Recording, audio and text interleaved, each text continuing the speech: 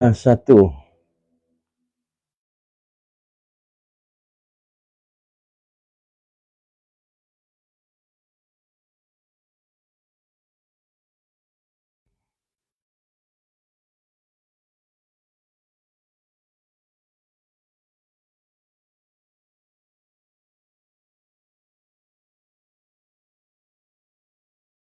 Oke, kita mulai ya.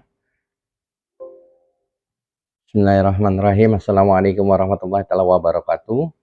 Salam sehat dengan bekam, bekamnya bekam sehat sunnah, empiris, holistik, aplikatif, dan terpadu. Melanjutkan materi pengumpulan data sebelum menterapi klien-klien yang kasusnya adalah kasus pengobatan. Ingat ya, hal yang pertama kita harus bisa membedakan nih, pasien perawatan atau pasien pengobatan. Kemarin sudah disampaikan yang namanya pasien perawatan itu nggak ada keluhan sama sekali, tapi siap diterapi. Cukup dayanya, cukup darahnya.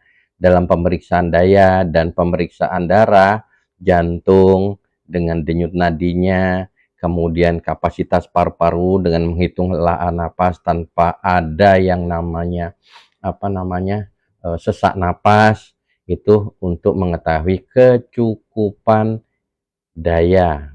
Kalau yang namanya darah, kecukupan darah, kita lihat anamnesanya, tanya jawabnya, sehat apa enggak, baru lihat konjungtiva matanya, pegang tangannya, dingin apa enggak, dan seterusnya. Yang pertama, tidak ada keluhan sama sekali, cukup daya, cukup darahnya. Yang kedua, ada keluhan tapi tidak mengganggu aktivitas keseharian dia.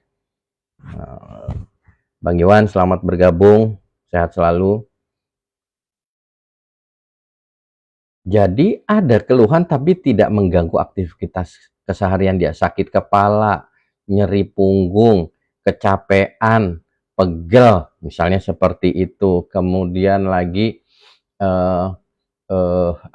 sakit perut tapi tidak mengganggu aktivitas keseharian dia, yaitu perawatan. Yang berikutnya, pasien perawatan adalah pasien yang nggak ada keluhan sama sekali, kondisinya cukup daya, cukup darahnya, tapi kondisi tersebut didapatkan dari konsumsi atau medikasi dengan obat yang dia lakukan setiap hari. Misalnya yang bersangkutan diabetes, begitu ya. Kadar gulanya normal karena dia minum obat terus, metformin, glimepiride gitu. Kemudian mau dilakukan terapi PC. Bisa dilakukan, tapi perhatikan apa? Perhatikan cukup daya, cukup darahnya, dan kesiapan yang bersangkutan. Nah, di sini nih nanti Anda bisa lihat bahwa bisa dia pasien pengobatan, bisa dia pasien perawatan. Gitu ya. Nah, ketika bicara pengobatan gitu, ingat bahwa utamanya kita fokus pada siapa yang sakit, bukan fokus pada nama penyakitnya. Maka ketika fokus pada siapa yang sakit, maka lifestyle-nya yang harus kita tanyakan. Ingat ya, ketika ngomongin data pasien, ada umur, ada tinggi badan, berat badan, tempat tinggalnya di mana, pekerjaan dia apa, itu untuk menentukan kondisi metabolisme yang bersangkutan ini stabil atau di bawah rata-rata atau di atas rata-rata. Misalnya seperti itu. Contoh misalnya orang yang tua, metabolismenya sudah menurun. Kalau menurun, kemampuan dia menghasilkan daya untuk bertahan terhadap serangan penyakit berbeda dengan orang yang metabolismenya stabil. Misalnya orang yang umurnya 18 sampai 53 tahun. Dasarnya apa? Dasarnya hadis Nabi bahwa umur umatku itu rata-rata 60-70 tahun. Misal seperti itu. Setelah selesai ngomongin tentang data pasien tadi, yang berikutnya adalah ini ngulas ya kita. Yang berikutnya adalah ngomongin keluhan utama dan keluhan tambahan. Pak Wahyudi, selamat pagi. Wonosari, Gading Rejo, ya. Sehat ya Pak Wahyudi. Yang berikutnya adalah menentukan itu jenis penyakitnya apa dengan menanyakan keluhan utamanya. P Pak, keluhannya apa? P Bu, keluhannya apa?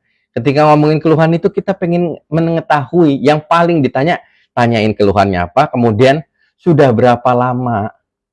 Ya ulang ya, sudah berapa lama sakitnya. Jadi kalau ini udah lebih dari 3 minggu sakit kepala saya ini, sebentar hilang, minum obat, timbul lagi, minum obat, ya sudah, itu kronis. Tapi kalau yang disebut akut itu jenis penyakitnya baru di bawah 3 hari, ya itu kasusnya akut. Nah, nanti Anda lihat ketika ditanya histori, yang paling gampang kalau penyehat tradisional itu, udah pernah ke dokter belum, Bu? Kata dokter apa? Kata dokter aku ini hipertensi, kata dokter aku ini diabetes, ya sudah. Jadi yang bersangkutan punya penyakit kronis, tapi di saat itu dia ada kasus-kasus akutnya, sering nyeri sakit kepala, nyeri sendi, misalnya seperti itu baru 2-3 hari. Jadi prioritas di kepala kita, hilangin kasus akutnya, pelan-pelan benerin jenis penyakit kronisnya. Nah, di jenis penyakit akut ini nanti ada beberapa yang penyebabnya. Ada kena gara-gara penyakit infeksius, flu gitu ya, kena penyakit infeksius. Yang kedua karena efek samping obat kimia atau medikasi yang nggak sesuai dengan fitrah yang bersangkutan, fitrahnya manusia, gitu ya. Oke, nah ketika ngomongin itu, yang supaya nggak kena, mau tanya ini Bu, kalau ditidurin bisa enggak? Gitu. Kalau ditidurin bisa enggak? Berkurang nggak gejalanya? Nah itu Pak masalahnya, saya nggak bisa tidur. Nah, pertanyaan berikutnya setelah ngomongin keluhan utama adalah kualitas tidur yang bersangkutan. Kenapa? Karena begini, orang tuh kalau dia bisa tidur itu mengistirahatkan jasadnya, mengistirahatkan mentalnya, pikiran dan perasaan yang bersangkutan. Jangan-jangan nih energinya terkuras gara-gara stres mikirin sesuatu. Oh, obatnya tidur supaya nggak kepikiran itu. Nih, jangan-jangan nih tenaganya itu boros, itu bahasanya terkuras habis energinya gara-gara ya banyak aktivitas. Ketika dia diserang sama penyakit, kalau dia bisa tidur, efisiensi penggunaan energi di dalam tubuhnya itu jadi lebih efektif. Dia akan fokus untuk bertahan bahkan ngelawan penyakitnya. Sehingga gejala dan tandanya akan berkurang. Jadi, kalau ada orang pasien nggak bisa tidur, di kepala kita gimana caranya bisa tidur. Ketika nanti di terapi, mau terapi fisiknya, pakai bekam, pakai akupuntur, kemudian pakai herbal, begitu ya, itu dulu. Atau pakai nutrisi, itu dulu arahnya ke sana. Gitu ya. Setelah bisa tidur nggak? Mohon maaf ini Bu, pengen tanya, itu nyeri sendinya, itu pagi hari, atau udah siang masih ada nyerinya. Nah itu Pak, kalau bangun tidur aja. Nanti kalau sudah aktivitas begitu ya, baru hilang. Oh gitu. Emang Ibu setiap pagi nggak pernah jalan pagi? Begitu. Pertanyaan berikutnya, setelah ngomongin tentang kualitas tidur, aktivitas jalan dia, aktivitas olahraga dia, aktivitas gerak diam tubuh dia. Pak, saya gerak terus, nyuci baju segala macam. Itu bukan olahraga kardio. Jadi olahraga yang harus dilakukan adalah sesuai dengan sunnahnya Nabi. Olahraga sunnah berjalan, berlari, berenang, memanah, begitu ya. Berkuda mahal. Waalaikumsalam warahmatullahi wabarakatuh. Mbak Yuda, Dwinosi, sehat selalu. Salam semangat. Iya, semangat selalu. Ini belajar semangat di TikTok gitu ya. Oke ya. Nah, kalau sudah seperti itu, ketika ngomongin tentang gerak diam tubuh, kita 3 hal itu, 4 olahraga tadi, olahraga sunnah berjalan, berlari, berenang, itu. Kalau ada Pak, berat badan saya, ya berenang, berat badan saya berlebih. Kalau misalnya disuruh jalan deh nyeri sendinya, ya sudah berenang, karena yang namanya berenang itu otot dan rangka tidak terbebani oleh berat badan gitu. Tapi ketika Anda berenang, ototnya bergerak. Sudah resumung itu sudah disampaikan di sebelumnya, pertemuan sebelumnya. Saya cuma mengevaluasi. Yang ketiga adalah gimana cara makannya dan apa yang dimakan, terutama jenis makanannya. Gimana cara makannya? Yang pertama, perhatikan, bahasa sederhananya, perhatikan jendela makannya. Kalau ada orang jendela, jadi gini, ketika kita makan itu butuh waktu 8 jam dari apa yang kita makan sampai menjadi feses atau tinja. Itu butuh waktu 8 jam. Makanya kalau ada orang BAB-nya nggak bisa sehari 1 kali, bermasalah dia. Kenapa? Perutnya itu toksitas sendiri. Orang septic tank aja butuh yang namanya pipa untuk ngeluarin gasnya.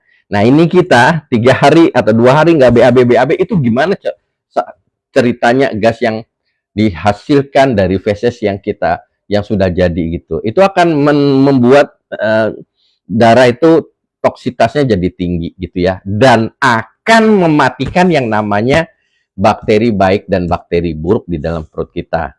Nah, perut kita itu yang isinya ada saluran esofagus, ada lambung, usus halus, empedu, organ hati yang tugasnya mendetok, hingga usus besar sampai ke anus yang kita sering sebut sistem cerna. Di setiap bagiannya ada bakteri yang hidup yang tugasnya memberikan informasi ke otak sebagai sistem koordinator dari seluruh sistem organ kita.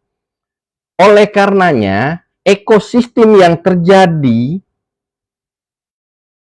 ekosistem atau apa namanya ya, makrobioma yang ada di dalam perut kita itu harus dijaga.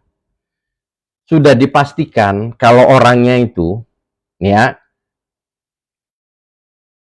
kalau orangnya itu gampang capek, sering peradangan, nyeri sendi, sakit kepala, sakit punggung, begitu ya. Ada mahnya, misalnya begitu ya, asam lambungnya berlebih, Pak, misalnya seperti itu. Kemudian gampang capek, ngantukan, suka sama gula, bentar-bentar pengen teh manis, bentar-bentar pengen makan glukosa, apa namanya, baik yang rafinasi maupun yang kompleks, misalnya glukosa karbohidrat, misalnya begitu, gampang laparan.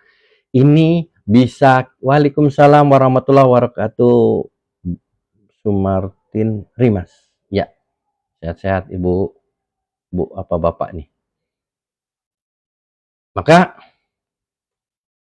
sudah dipastikan tuh terjadi ketidakseimbangan di dalam perut. Otak juga bahasanya kekurangan neurotransmitternya. Data itu masuk ke otak itu nggak maksimal terjadi. Hal yang pertama menurut saya ketika ada ketemu orang yang keluhannya seperti itu, ada peradangan kronis, hal yang pertama perhatikan makannya. Yang pertama cara makannya nih, cara makannya. Bu, pengen tanya, makan berapa kali sehari? Sehari 3 kali. Yakin sehari 3 kali? Ngemil-ngemilnya nggak dihitung? Wah, nggak dihitung lah itu. Oh iya. Nah, kalau Ibu pengen mau harusnya dihitung Bu, ngemilnya juga berapa kali. Jadi fair. Makan sehari berapa kali itu plus ngemilnya. Jangan makan beratnya begitu. Nah, saya mau sampaikan begini. Kalau ada orang, terutama nih, maaf ngomong nih ya, ketemu pasien, maka kita harus kenal yang namanya karakteristik pasien. Ada pasien yang dalam cara berkomunikasinya dia lebih banyak bicara daripada mendengar, ekstrovert. Ada pasien yang lebih banyak mendengar daripada bicara ketika dia berkomunikasi dengan siapapun, apalagi dengan orang yang baru dikenal, begitu ya. Maka nanti ada 2 metabolisme yang berbeda yang terjadi pada tubuh 2 orang ini. Kalau orang banyak ngomong kayak saya gini, kira-kira banyak mengeluarkan energi nggak? Iya dong, banyak mengeluarkan energi. Ketika banyak mengeluarkan energi, maka untuk memberikan atau untuk mensuplai sumber energi yang ada di dalam tubuh saya harus makan.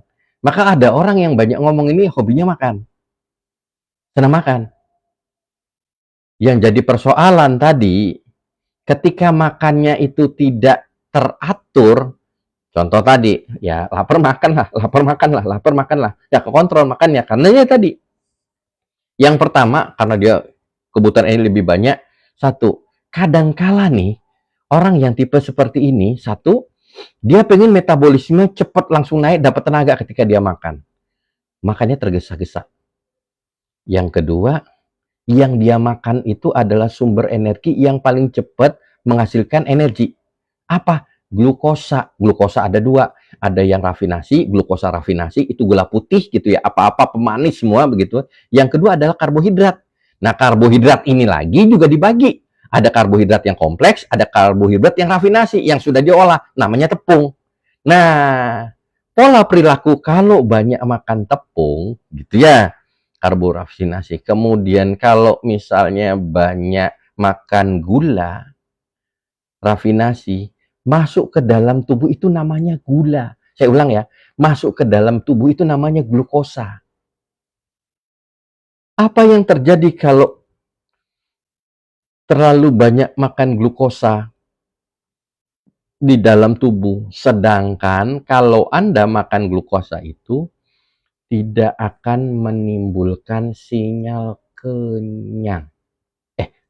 Mohon maaf nih, suara saya ada kedengeran nggak ini ya? Izin, tes suara.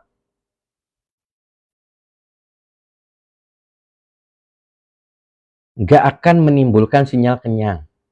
Apa yang terjadi, Pak?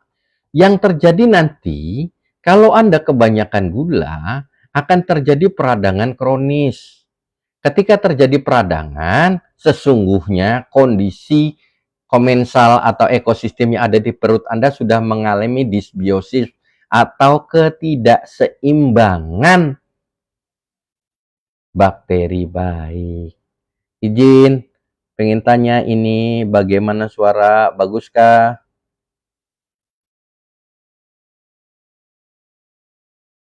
Ya, terus saya nyari gambaran aja, begini. Ketika Anda banyak masukkan gula, ada dua ya, jadi si sel tadi butuh yang namanya sumber energi untuk diolah menjadi yang namanya ATP, adenosine trifosfat atau energi. Sumber energinya ini ada tiga, ada asam lemak, ada asam amino, ada glukosa. Asam lemak sama asam amino ini nanti muter dulu dalam proses sebelum masuk ke sel. Dia di organ hati dulu, lewat organ hati dulu. Kalau glukosa dari darah gitu ya, dari pembuluh darah masuk ke sel langsung dia, makanya kecepatannya masuk ke dalam sel itu jauh lebih cepat. Makanya kalau Anda makan glukosa itu cepat langsung menghasilkan energi.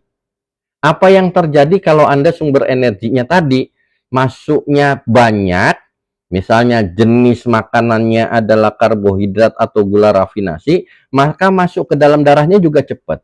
Ingat ya, Allah itu sesuai sunatullahnya, tubuh manusia sesuai sunatullahnya itu kadar gula dalam darahnya 100. Kalau lebih dari itu, otak sebagai koordinator itu akan perintahkan pankreas untuk mengeluarkan hormon insulin yang tugasnya nurunkan kadar gula dalam darah. Tugasnya begitu. Sekarang kalau tiba-tiba kadar gula dalam darahnya tinggi, kira-kira nih pankreasnya disuruh ngeluarin hormon insulinnya banyak nggak? Banyak tentunya. Nih, angka 100-nya di sini. Ketika kita makan banyak sarapan tadi jenis makanannya, sehingga kadar gula dalam darahnya dalam tempo setengah jam habis makanan segini nih.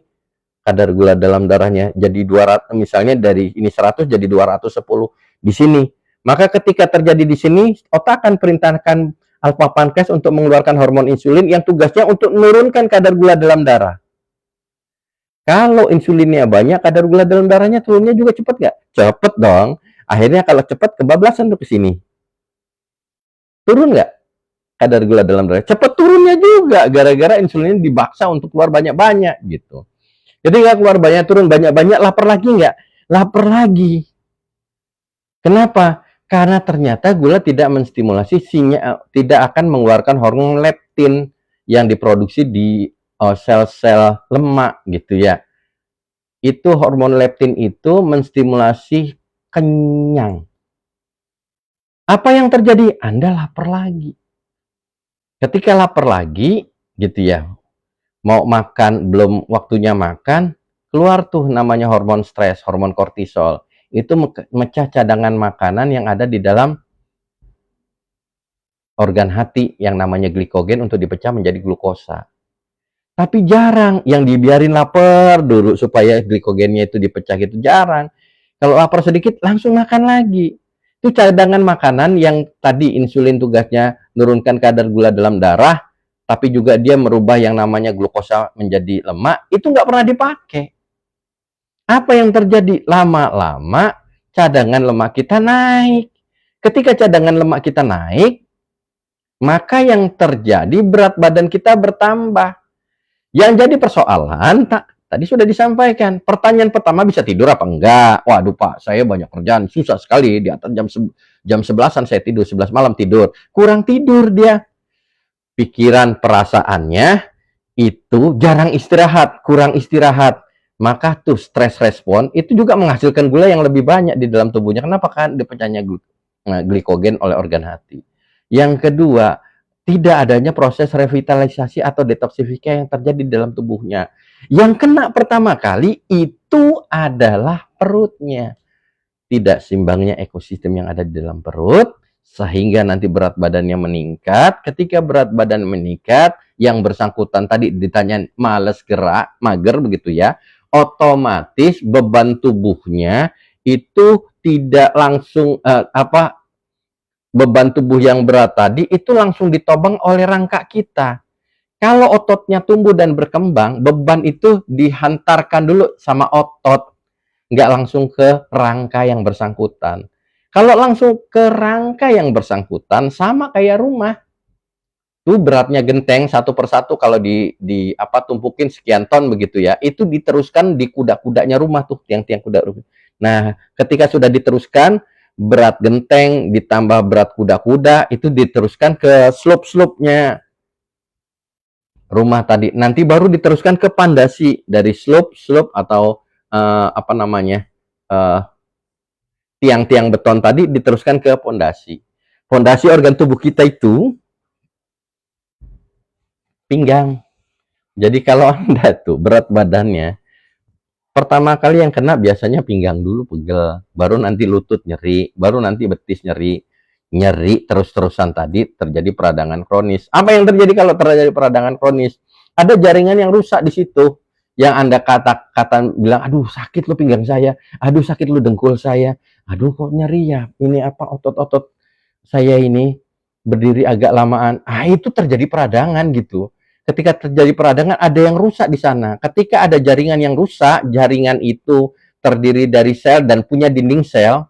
Bahan utama dinding selnya itu kolesterol. Maka yang berikutnya, kolesterol Anda diproduksi lebih banyak oleh organ hati. Jadi sesungguhnya, jadi jangan heran ya kalau tiba-tiba ada orang yang memang punya peradangan, orang hiperkolesterol yang ditanyain sering nyeri nggak? Ada sakit gigi nggak? Ada ambeien nggak? Sering nyeri punggung nggak? Sering itu. Kalau dicuekin tuh nyeri-nyeri itu begitu ya, otomatis kolesterolnya tinggi. Dan kalau saya berpendapat yang namanya kolesterol tinggi itu bukan penyakit. Itu adalah proses alami tubuh ketika ada terjadi peradangan misalnya seperti itu. Banyak hal selain dari makanan. Nah, itu yang harus kita telisik. Oh, berarti Pak, yang pertama jendela makannya harus diatur. Iya, kalau misalnya ada orang-orang yang tipenya tadi banyak makannya, kemudian jenis makanannya gula, jenis makanannya karbohidrat, dan juga banyak minumnya dalam cara bermakannya buru-buru. Maka hal yang pertama sekali yang diatur adalah jendela makannya. Kalau kita ngomongin makannya langsung, Pak, pantangan gula, pantangan ini susah. Susah untuk, ingat ya, kalau ada orang, ketika kita mau buat pantangan dan anjuran, ketika dia melaksanakan pantangannya, menghindari pantangan dan melaksanakan anjuran, itu tidak sepenuh hati, tidak dengan pemahaman yang penuh. Sebentar doang dia. Kenapa? Karena keterpaksaan. Nih pengobatan tibun nabawi beda sama pengobatan kayak misalnya medis konvensional. Jadi minum obat begini. Itu sakitnya apa? Sakit kepala dikasih obat nyeri, sakitnya apa? Lambung dikasih untuk nyeri lambungnya begitu. Enggak gitu, enggak fokus pada gejala dan tanda. Dia butuh kerjasama dari pasiennya. Makanya penting ketika kita ketemu pasien itu siapa yang sakit. Dari cara berkomunikasi aja kita sudah tahu cara metabolisme tubuhnya. Tadi yang ekstrovert itu dominannya adalah katabolisme, bagaimana dia cara makannya seperti itu, lebih banyak, lebih sering, yang dimakan gula. Yang kedua, yang dimakan adalah pedas. Itu. Yang dimakan pedas. Kenapa pedas? Karena ketika dia makan pedas, tarikan napas dia cepat. Ketika tarikan napas dia cepat, oksigen yang masuk juga banyak. Oksigen ini ketika masuk di dalam sel, nih organ sel namanya mitokondria, ketika dikasih oksigen itu ternyata bisa punya kemampuan 18 kali energi yang dihasilkan kalau nggak pakai oksigen. Kalau nggak pakai oksigen anaerob itu cuma 2 ATP, kalau pakai aerob, pakai oksigen dia bisa 36 ATP yang dihasilkan.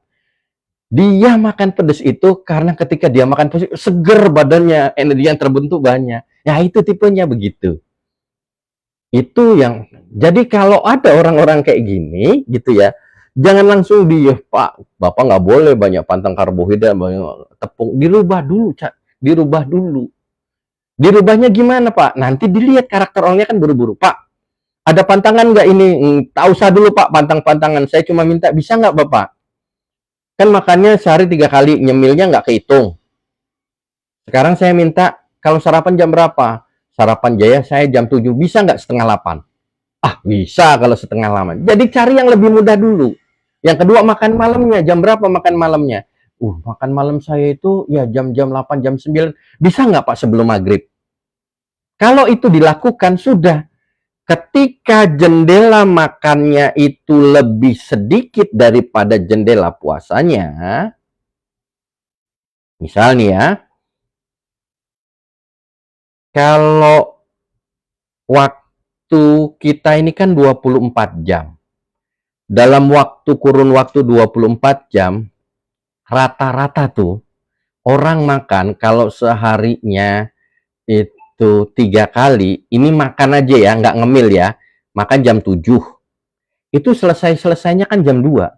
7, 8, 9, 10, 11, 12, 1, 2, 3. Selesainya jam 3 untuk sampai di usus besar. Tapi kan kita sebelum jam 3 makan lagi. Misalnya jam 1 atau jam 12. Jam 12 misalnya makan, jam 8 baru selesai. Diolah. Sebelum jam 8 makan lagi, misalnya gitu ya. Jam 7. Ketika jam 7 berarti kan jam 3 sore, jam 3 pagi baru selesai sistem cerna kita. Jam 3, jam 4, jam 5, jam 6, jam 7. Cuma 4 jam waktu perut kita istirahat. Wajar misalnya sistem cerna kita jadi kelelahan. Dia nggak punya cukup waktu untuk memperbaiki jaringan organ yang rusak. Jadi sebelum ngomongin pantangan makan ini itu gitu ya, Pak, jangan makan karbo, Pak, jangan makan Bu, jangan makan yang makanan ekstra pengolahan, Pak, jangan makan. Yang pertama yang paling efektif kalau menurut saya jendela makannya. Itu dulu. Bisa nggak, Pak? Bisa. Makan berapa? Bisa. Nggak ada pantangan? Nggak ada pantangan. Begitu. Nah, nanti dilihat. Makanya kenapa ketika ada orang konsultasi ke kita, itu jangan lama-lama. Pak, bekam sebulan sekali. Nanti bulan depan Bapak kesini lagi. Kelamaan itu untuk penyakit-penyakit kronis dan degeneratif. Seminggu suruh kesini lagi. Kalau dia jalankan itu, kan kita tahu. Disiplin apa enggak dia yang jalankannya. Kalau dikasih pemahaman yang seperti tadi, gini loh Pak. Bapak boleh makan aja, tapi kan kasihan. Kalau waktu istirahatnya alat cerna Bapak 4 jam. Mohon maaf nih Pak. Yang namanya jantung, yang namanya paru-paru, yang namanya sistem cerna kita, usus, organ hati, itu kerja Pak. Organ hati itu kerjanya malam hari gitu loh. Bahasa sederhana kita istirahat, di orang tetap kerja. Cuma 4 jam istirahat, kecapean dia. Kalau Papa kan gini, la ilaha illa anta subhanaka inni kuntu minaz zalimin. Makanya kenapa seringkali kalau udah penyakit degeneratif itu, ketemu pasien itu, amalan itu yang dibaca. Bahwa sesungguhnya kita tuh paling zalim pada diri kita sendiri. Salah satunya itu tadi, sistem cerna kita tuh dipaksa kerja terus cuma 4 jam. Kalau misalnya Bapak Kan sehari 24 jam. Makan jam 7 atau makan jam setengah 8. Selesai makan tuh nggak makan lagi tuh setengah 6. Ada waktu 11 jam, Pak, untuk istirahat. Untuk makannya. 11 jam waktu untuk makannya. Tapi waktu istirahatnya itu 13 jam. Keren-keren kalau kayak kita lagi puasa Ramadan, Pak. Makannya jam 4, kemudian berbukanya jam 6. Itu ada 14 jam puasa. 10 jamnya makan. Ketika 14 jam puasa, waktu cernanya kan cuma 8 jam. Berarti ada 6 jam dari 14 jam puasa tadi. 8 jam dipakai mengolah ketika kita nggak ngunyah lagi. Selesai itu ada 6 jam sistem cerna kita istirahat. Dan itu untuk memperbaiki bahasanya mah onderdil yang sudah aus, yang sudah rusak. Artinya kita sudah memberi kesempatan. Nggak apa-apa makannya yang belum dipantangan. Nah, itu dulu kayaknya yang paling mudah, yang dia menjalankannya tidak terjadi perlawanan hati. Jendela makannya dulu yang diatur. Kalau sudah jendela makan yang diatur, kan ini orang hobinya nggak bisa, gampang laparan. Jangan-jangan dia gampang lapar, sinyal laparnya gara-gara cara makannya nggak bener. Orang yang disbiosis rata-rata cara makannya nggak bener. Makan, ngunyah 2 kali, 3 kali, langsung telan. Itu. Jadi, ketika Anda ngunyah, itu akan keluar yang namanya enzim cerna yang akan keluar. Kalau yang dikunyah itu karbohidrat, akan keluar enzim yang namanya amilase. Gitu. Ketika keluar enzim amilase itu akan memperingan kerja organ yang namanya lambung. Orang yang makannya belum sempurna ngunyahnya, 2-3 kali dikunyah terus langsung ditelan, yang kasihan kan lambungnya. Kerjanya itu jadi dia akan buat, karena begini, untuk masuk ke usus halus, makanan yang di lambung ini bentuknya kimus. Bentuknya udah kayak lendir.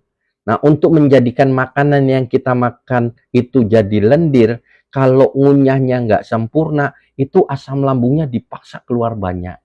Jangan-jangan yang bersangkutan kena GERD, yang bersangkutan kena asam lambung berlebih, gara-gara cara ngunyahnya yang salah.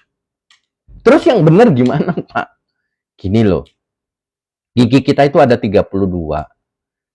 4 itu taring, kemudian seri itu 8, sisanya geraham. Ada 32.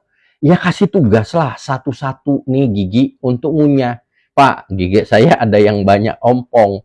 Kalau gigi Anda banyak ompong, misalnya kayak saya nih ompong gitu ya, gigi serinya sudah ompong, gerahamnya sudah ompong, berarti kalau geraham itu kan ngunyahnya biji-bijian. Oh, berarti yang namanya biji-bijiannya dikurangin dong, kan gitu. Oh, yang namanya taringnya udah nggak ada begitu ya, berarti daging-dagingnya dikurangin dong begitu. Itu tanda sunatullahnya kan gitu, ngasih tahu tanda. Nah, sekarang kalau misalnya jumlah giginya ada 32, ya sudah, setiap satu gigi itu suruh kasih tugas ngunyah sekali. Maka ketika Anda makan, ngunyahnya kan akan 32 kali.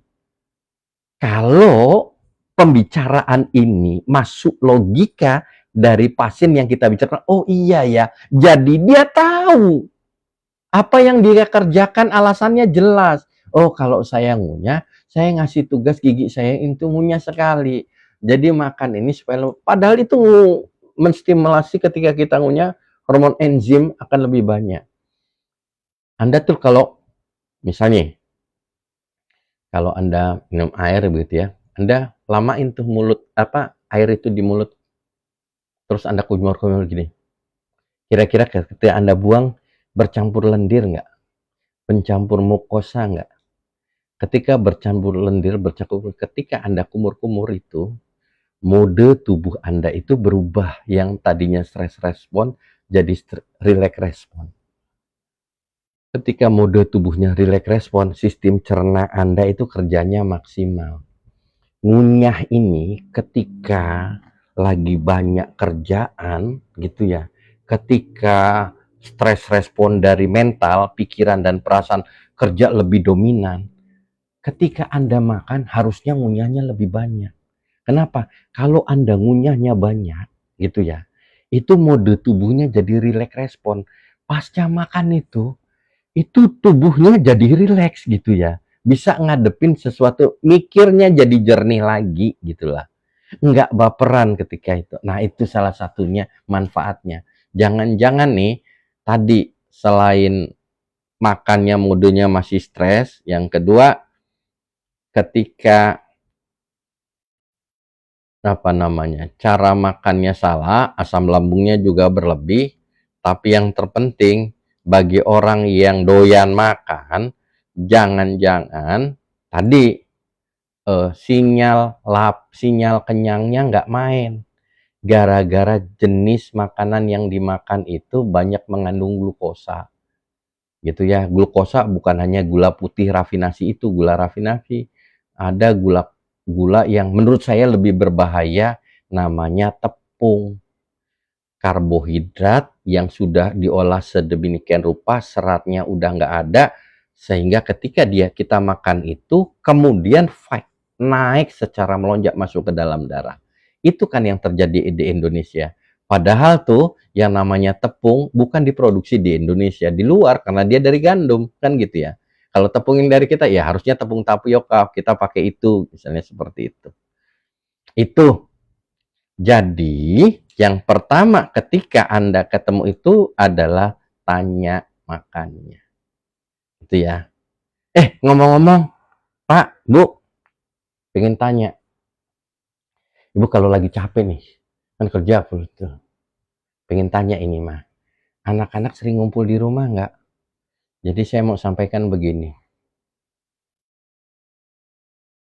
Yang kita obatin itu manusianya, bukan penyakitnya. Jadi kita harus tahu kondisi, terutama kondisi kelelahan dia, capeknya dia itu asal muasalnya dari mana? Apakah jasadnya, apakah pikirannya, atau perasaannya? Artinya, kalau kelelahan capek itu di asal muasal dari pikirannya, gitu ya, ya namanya juga orang, Pak. Hidup, kalau nggak mikir mah nggak hidup, misalnya seperti itu. Nah, kalau kalau dia dominan itu, maka dia harus punya cara bagaimana mengistirahatkan pikirannya. Saya ulang ya, bagaimana mengistirahatkan pikiran. Jadi ada orang yang liburan begitu ya, kerja kan Sabtu Minggu libur gitu ya, tapi ketika Senin masih aja kayaknya kurang cukup istirahat. Jangan-jangan tuh dia salah milih cara istirahatnya. Misal nih ya, yang capek itu pikiran dan perasaannya gitu ya. Yang diistirahatin jasadnya. Padahal misalnya nih, kalau saat capek pikiran dan perasaannya, ya harusnya healing, jalan-jalan, harusnya ketemu temen nongkrongan yang sudah lama nggak nongkrong, dia biasa nongkrong, ini bapak-bapak misalnya begitu ya, sudah lama ketemu temen nongkrong, ya harusnya silaturahim, bukan tidur. Ada beberapa orang tidur gitu ya, mengistirahatkan jasanya, mental gitu. Jadi penting untuk mengetahui selain tadi tanya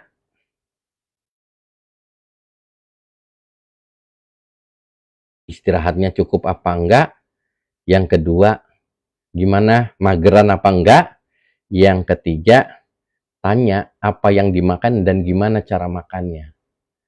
Yang saya mau sampaikan tadi bahwa ternyata kalau Anda makan gula itu akan merusak ekosistem Anda di perut, terjadi disbiosis. Semua penyakit rata-rata asalnya dari perut. Nabi pernah bilang bahwa yang namanya perut itu diibaratkan bejana kotor, tempat yang paling kotor, bahasanya sumber penyakit di situ. Ini yang saya maksud dengan yang namanya disbiosis, tidak terjadi ketidakseimbangan di perut. Penyebabnya ya banyak, salah satunya cara makan kita yang berlebih-lebihan jendela makannya. Yang kedua bisa jadi gara-gara stres yang berlebihan, itu buat yang namanya bakteri baik bisa mati. Yang ketiga misalnya efek samping dari medikasi yang kita lakukan secara terus-menerus. Kalau saya kan fokus pada ini tadi, bahwa yang namanya obat kimia itu rata-rata kan sifatnya asam lemah, ketemu lambung yang asam, jadi asamnya plus-plus. Dia nantinya akan mematikan bakteri baik yang ada di dalam perut. Sehingga terjadi nanti kalau dalam jangka panjang ngerubah pH darah seseorang. Jadi asidosis istilahnya seperti itu. Itu sudah dipastikan terjadi yang namanya ketidakseimbangan floral yang ada di dalam perut kita. Jadi saran saya perhatikan itu dulu. 1, gula. 2, tepung. Yang ketiga, kasein atau susu sapi. Kambing boleh kalau menurut saya, apalagi kambingnya difermentasi. Ya, susu kambing dibuat kefir, susu kambing dibuat yogurt. Saya tidak menyarankan yang olahan susu sapi. Kenapa? Tadi itu penyebab utama disbiosis. Rata-rata gitu. Kalau sudah dihindari itu, alhamdulillah. Baru gimana cara makannya. Yang pertama tadi, ngunyahnya. Ngunyahnya harus lebih banyak. Dijelasin, kenapa ngunyahnya harus lebih banyak, Pak? Ya, jumlah gigi kita 32. Kenapa harus ngunyahnya lebih banyak? Ini ada enzim yang keluar, Pak. Kalau enzimnya keluar, begitu ya, maka nanti itu si lambung kerjanya nggak berat-berat amat, asal lambungnya nggak keluar berlebihan. Seperti itu. Kalau ngunyahnya lama, Pak, bahasa sederhananya, nanti Bapak bisa merasakan sensasi nikmatnya makan. Nggak terburu-buru, begitu. Jadi nggak kerasa laparnya kecepatan sehingga sinyal kenyangnya nggak keluar. Itu. Yang ketiga saran saya nih, cara makannya tadi, jenis makanan yang dimakan dulu. Ini ngomongin cara makan ya tadi. Setelah tadi ngunyahnya, kenapa ngunyahnya harus lama? Supaya tenang. Ilmiahnya mas supaya tenang, kita makan itu tenang. Kalau makannya tenang, sistem cerna kita itu relax respon. Ngolah makanannya, menyerap makanannya, mendistribusikan makanannya jadi maksimal. Itu maksudnya kenapa ngunyahnya banyak. Yang ketiga, yang berikutnya cara makannya pakai tangan. Misalnya begitu ya. Ini khusus untuk orang-orang yang punya penyakit sistem cerna. Entah itu lambungnya yang bermasalah, entah itu ada sphincter di saluran esofagus atau GERD-nya yang bermasalah, atau misalnya kantung empedunya yang bermasalah, makannya pakai tangan, 3 jari begitu. Kemudian tadi kakinya diangkat separoh, kaki kanannya diangkat separoh, naik ke atas kayak jongkok begitu ya, supaya neken perut. Ketika ditekan perut, tuh lambung itu ada udara sehingga lambungnya kerjanya itu jadi maksimal ketika dia mengolah, sehingga apa yang dimakan itu menjadi kimus untuk dihantarkan ke organ usus halus. Metode cara makannya Nabi, yang Nabi panduan praktis makan, yang penting makan agar supaya tulang punggung kita ini tegak, tulang belakang kita ini tegak. Kalau sudah tegak begitu ya, kalau kurang juga makan itu, isi perutmu dengan sepertiga makanan, sepertiga minum, sepertiga napasmu, kan begitu. Dengan kita makan lututnya itu naik ke atas separuh, itu supaya ada ruang udara ketika selesai makan. Dan kemarin sudah disampaikan salah satu metode gerak yang disarankan sunnah Nabi itu bergerak 40 langkah setelah makan. Gitu. Ya, saya kira akan kita lanjut soal keseimbangan makan dan minum itu mulai dari tadi saya ngomongin tentang cara makannya dulu, baru ngomong jenis makanannya. Tapi sebelum ngomongin tentang jenis makanannya, saya mau mengingatkan tadi, setelah kita tanya nih, ngobrol-ngobrol mulai dari tadi, gimana Pak istirahatnya? Bisa nggak tidurnya? Nyenyak nggak? Kok bisa nggak tidur nyenyak? Kenapa? Jangan-jangan ada yang salah kan, mau tidur scroll-scroll HP, mau tidur lampunya terang, mau tidur sudah kemalaman melatoninnya nggak keluar, begitu ya. Yang kedua adalah gerak tubuhnya. Gimana Pak? Mageran nggak gitu ya? Sehari-hari gimana aktivitasnya? Nah, kita desain, kita buat jadwal gimana caranya supaya dia jalan santai aja dulu. Karena jalan santai 30 menit itu akan meningkatkan fungsi mitokondria untuk menghasilkan energi jadi lebih banyak. Kalau metabolisme meningkat, sirkulasinya itu pasti jadi lancar dan meningkat pula. Kalau sirkulasinya lancar dan meningkat, cairan limfanya juga sirkulasinya lancar dan meningkat. Detoksifikasinya juga akan maksimal. Itu kan sebenarnya sumber-sumber penyakit kronis dan degeneratif. Nah, kalau sudah ngomongin kayak gitu, kemudian cara makannya, ngomongin. Tanya basa-basi. Ini yang saya ulang ya. Tanya basa-basi. Kenapa? Karena jangan-jangan nih, apa-apa yang dia rasakan tadi, keluhan-keluhan yang dirasakan tadi, karena kurangnya istirahat gara-gara dia kecapean. Yang jadi persoalan tuh kecapeannya itu karena pikiran dia, karena perasaan dia, atau karena jasad dia. Maka salah satu ketika Anda pengen ngobrol itu, supaya jadi lebih dekat gitu adalah, tadi sekaligus melatih keterampilan komunikasi aktif Anda dengan cara memperhatikan dia lebih banyak mendengar, kemudian lebih banyak memahami. Cara memahaminya adalah tanya keluarganya, tanya pekerjaannya, tanya hobinya, tanya masalah keuangan. Rata-rata begitu. Kok masalah keuangan sih Pak? Jadi gini, kalau dulu kita cari makan gitu ya, zaman prasejarah itu, makanan itu kan didapatkan. Sehingga untuk dapatkan makanan mereka akan berburu. Ketika berburu dua masalahnya. Kalau nggak dapat makanan berburunya, dia puasa. Untuk dapatkan makanan berburu, dia harus bergerak. Puasa bergerak itu sudah makanan sehari-harinya orang zaman dulu, zaman purbakala. Makanya dia orang sehat, bisa bertahan hidup. Ketika ketemu zaman bercocok tanam, sama rupanya. Selain sekalipun mereka nggak berpuasa, ingat ya, satu, nenek kita itu, kakek kita, waktu ke sawah itu nggak bawa nasi, nggak bawa. Yang dia bawa air kopi sama seceret air putih. Nenek tuh jam 10, jam 11 itu habis masak ke sawah, baru makan. Tapi ketika mau makan dilihat air yang seceret tadi udah habis. Artinya zaman bercocok tanam banyak geraknya, banyak minumnya. Pola sehat juga. Tapi hari ini gara-gara makanan itu nggak jauh, nggak sulit didapatkannya. Nggak sulit didapatkannya, begitu ya. Kenapa nggak sulit? Nggak butuh banyak gerakan. Pegang HP, pencet-pencet, datang sendiri. Itu yang namanya makanan. GoFood misalnya, kan gitu.